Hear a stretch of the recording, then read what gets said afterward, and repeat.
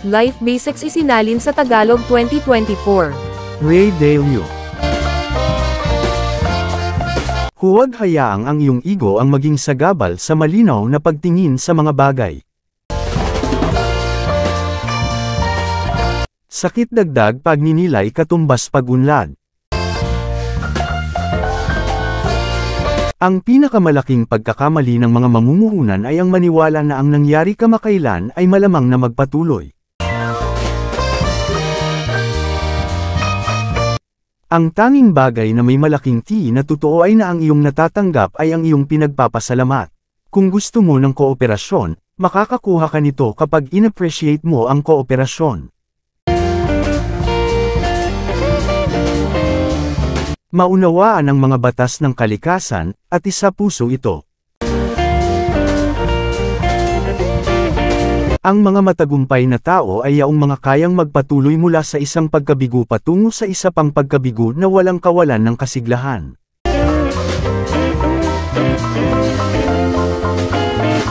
Ang radikal na bukas isip at radikal na pagiging transparent ay mahalaga para sa mabilisang pag-aaral at epektibong pagbabago. Huwag mag-alala tungkol sa pagmumukhang mabuti, mag-alala tungkol sa pagkamit ng iyong mga layunin. Kapag hindi mo alam kung ano ang gagawin, gawin ang mga bagay na ayaw mong gawin. Maging isang hyperrealist. Maging maingat sa pagsunod sa pinakabagong mainit na trend sa pamumuhunan. Ang mas marami mong subukan ang ito, mas makikita mo ang mga kahinaan at kalakasan nito. Ang pagkaalam sa mga bagay na hindi mo alam ay mas mahalaga kaysa sa pagiging matalino.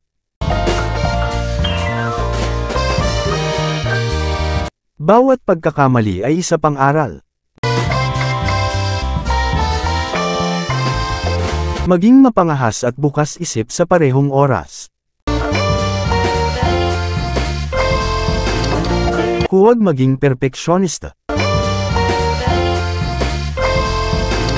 Huwag hayaang ang hindi pag-alam, ang huminto sa iyo mula sa pagtataguyod ng iyong mga layunin. Tanggapin ang realidad at harapin ito. Ang karanasan ang pinakamahusay na guro. Ang pinakamagandang mga desisyon ay ang mga kung saan mayroon kang pinakakaunting negatibong epekto at pinakamaraming positibong epekto.